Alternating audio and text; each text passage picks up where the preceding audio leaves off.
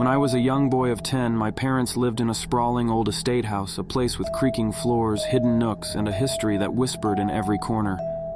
On this particular day, my siblings and I were left alone, as our parents had errands to run.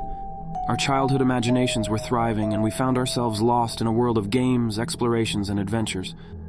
One thing about our old house that always intrigued us was the dumbwaiter, a contraption used to transport food and other items between floors. It was a relic of the past, a heavy wooden box that seemed almost as old as the house itself.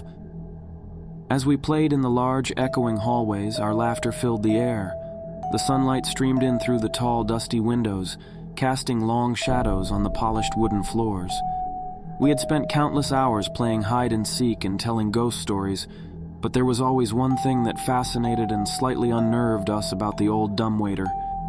Throughout the day, we would hear faint, eerie sounds emanating from it, like a distant whisper calling for help. Every time we investigated, we found nothing. We assumed it was the wind or some strange acoustics within the old house, and we tried to brush it off. But that day, curiosity got the best of us. As we continued playing, we gathered around the dumbwaiter, contemplating its mysteries. It was my older siblings who came up with the idea that we should explore where the dumbwaiter took us. I was the youngest, and they decided that I would be the one to venture inside. They handed me a flashlight and instructed me to call for help if anything went wrong. I hesitated for a moment but agreed. My heart pounded with a mix of fear and excitement. The dumbwaiter was a tight fit, and I squeezed myself into it as my siblings watched with anticipation. They closed the door, and one of them pushed the button to send me upwards. As the dumbwaiter ascended, my flashlight began to flicker, and the air grew colder, heavier. Unease and fear crept over me. I had expected to find some hidden treasure or secret passage, but the further I went, the more I realized this was something different, something sinister. When the dumbwaiter came to a halt, it came to a room that was nothing like the rest of the house. It was eerie, abandoned, and covered in a thick layer of dust. This room had never been shown to me by my parents. I knew I had to get out of there and share this strange discovery with my siblings. But the dumbwaiter could only be opened from the outside, and when I called for my siblings, I was met with their nervous voices. They tried to send me back down, but the buttons seemed unresponsive, as if the dumbwaiter was stuck in this room. As I cautiously continued to shine my flashlight around the room, my body froze. I saw her, an old lady seemingly rotting, lying in the bed. She slowly started to rise, her eyes locking onto mine with an unsettling intensity. My heart raced and I screamed for help. My siblings frantically pushed every button, but nothing seemed to work. The old lady slowly climbed off the bed, moving towards me with an agonizing slowness. Her ghastly, bony hand reached out and her eyes never left mine. My screams grew louder, echoing through the room, but my siblings remained helpless on the other side. Just as her skeletal fingers brushed against my arm, I blacked out. I awoke in my own bed with my parents beside me, their faces etched with worry. My siblings, on the other hand, were huddled across the room, their faces pale with fear. It was only after an intense investigation that they found me, locked inside the dumbwaiter, in the room of the house's former deranged grandparent. They had found a scratch mark on my arm and a bite mark on my stomach. We never ventured near the dumbwaiter again. And about 1 month later, my parents sold the estate, but the terror of that unexplainable encounter continued to haunt my nightmares for years to come.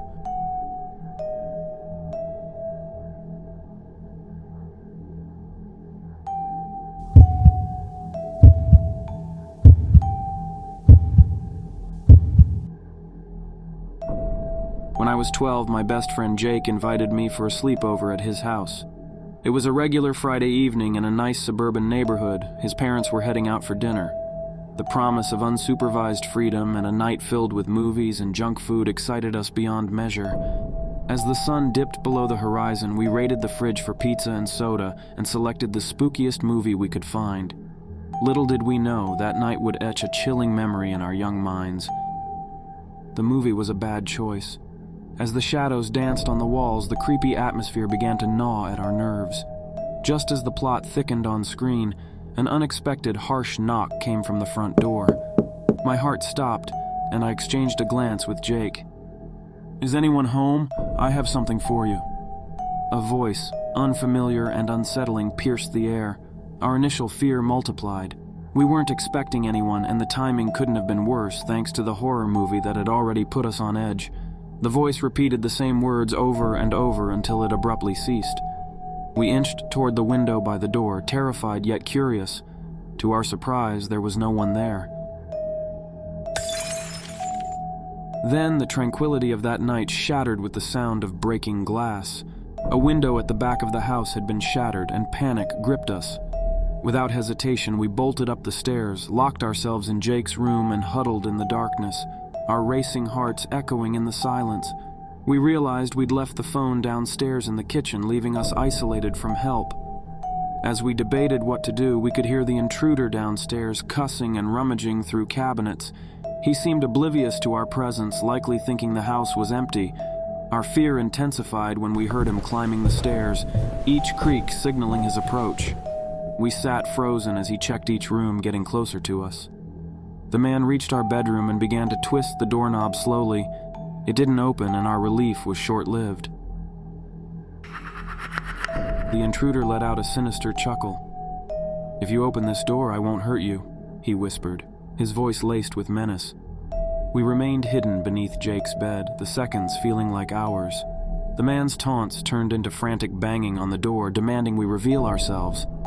Then he abruptly stopped and descended the stairs, leaving us in agonizing suspense.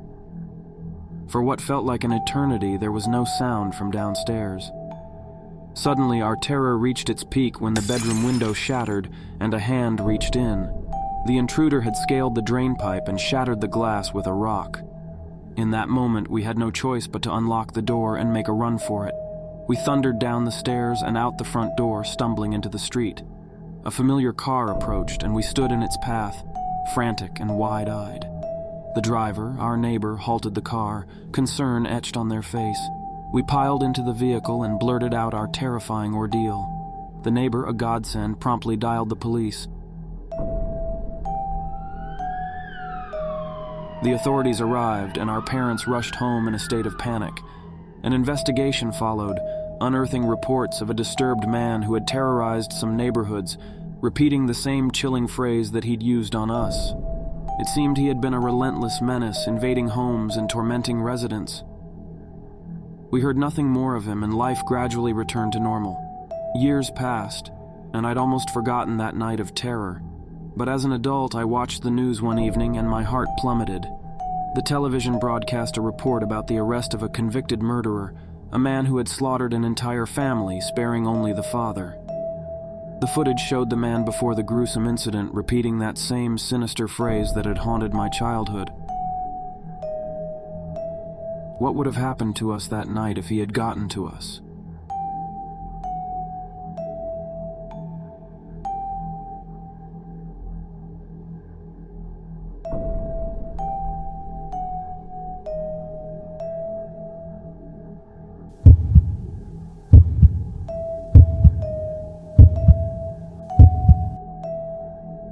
I was around 10 years old at the time, a curious and adventurous child with a love for the outdoors. My father, an avid camper and nature enthusiast, decided to take me on my first real camping trip. We packed our backpacks with essential supplies and set off for a remote, secluded area of the woods, far away from the hustle and bustle of civilization. As the sun began to dip below the horizon, we reached our chosen campsite, nestled deep within the heart of the forest. It was a beautiful location, surrounded by towering trees and a peaceful river. The sight of the clear night sky filled with stars promised a magical experience. My father had taught me the importance of setting up a proper camp. We gathered firewood, set up our tent, and prepared a simple meal. As the fire crackled, casting dancing shadows on the trees around us, I felt a sense of contentment I had never known before. However, as darkness settled in, the ambiance in the woods took on a different tone. The wind rustled through the leaves, and the distant hoots of owls seemed to carry a warning. I knew that the forest could be a spooky place at night, but I had my father with me, and that brought comfort. We sat around the fire, telling stories and roasting marshmallows. The warmth of the moment began to dispel my unease.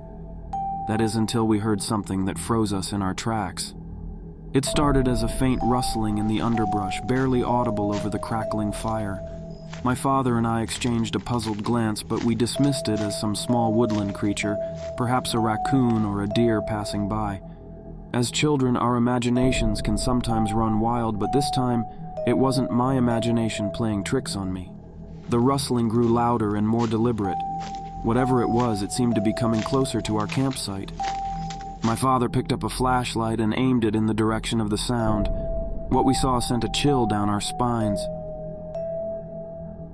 Emerging from the shadows was a tall, shadowy figure. Its form was hunched, its movements slow and deliberate. It didn't resemble any animal I had ever seen.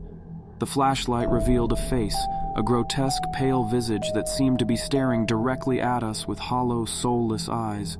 My heart pounded as fear gripped me. My father's grip on the flashlight trembled and his voice wavered as he called out, "Who's there?"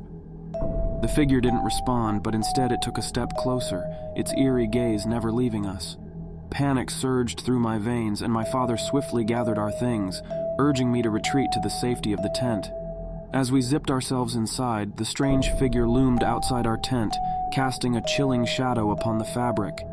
Its raspy breathing and unnatural movements filled the night air. My father, determined to protect me, clutched a pocket knife, ready to defend us if necessary. The night felt endless as we waited in silence, our hearts racing. The presence outside persisted, never leaving or making a sound. We barely slept, paralyzed by fear. With the first light of dawn, the sinister figure vanished, and we emerged cautiously from our tent. The woods had returned to their usual state. We gathered our belongings, leaving behind the site of our eerie encounter. We never spoke much about that night, and we never returned to that part of the woods. I've often wondered about the identity of that terrifying figure, whether it was a sinister stranger, a lost soul, or something more supernatural. The memories of that camping trip have stayed with me throughout my life, a reminder that the woods, while enchanting, can also be a place of hidden horrors, where the line between reality and the unknown blurs into something unexplainable and truly chilling.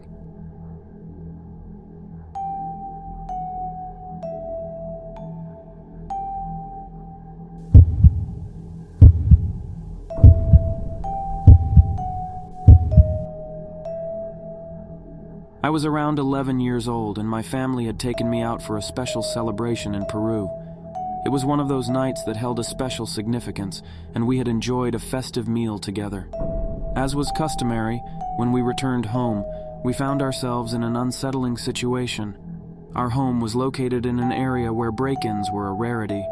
Because of the warm climate, we often left the windows open to allow a cool breeze to flow through the house. It was a practical decision, but that night it would lead to a series of events that none of us could have predicted.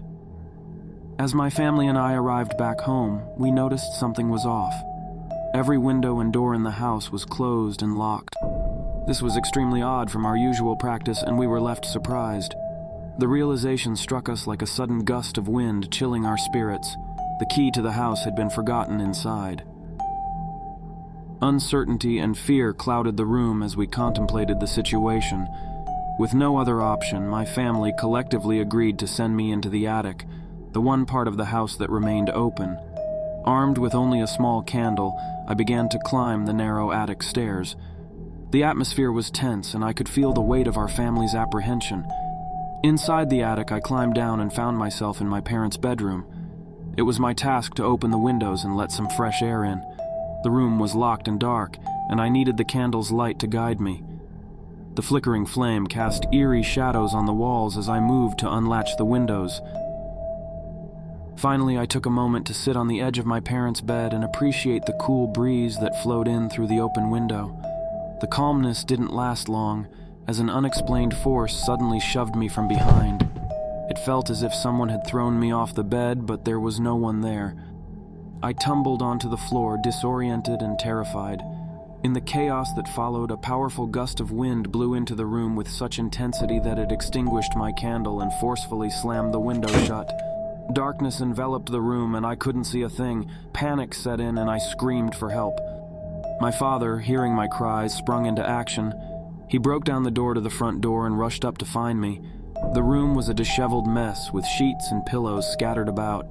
My father asked me who or what had been responsible for this apparent act of malice, but I was left speechless, unable to offer any explanation. My father, brimming with concern and anger, remained vigilant throughout the night, clutching a shotgun in anticipation of the intruder's return. He was determined to protect our family from this unexplained menace. But the night passed without any further incident, and the years that followed brought no answers to the bizarre events of that evening. We couldn't make sense of what had happened, who or what had violated the sanctity of our home, and why it had singled out that specific night for its malevolent visitation. No other occurrences of such a nature took place in our house, leaving us with a haunting memory of a disturbing, unexplained incident. As time marched on, the incident became an indelible part of our family's folklore, a perplexing chapter in our lives that defied all rational explanations.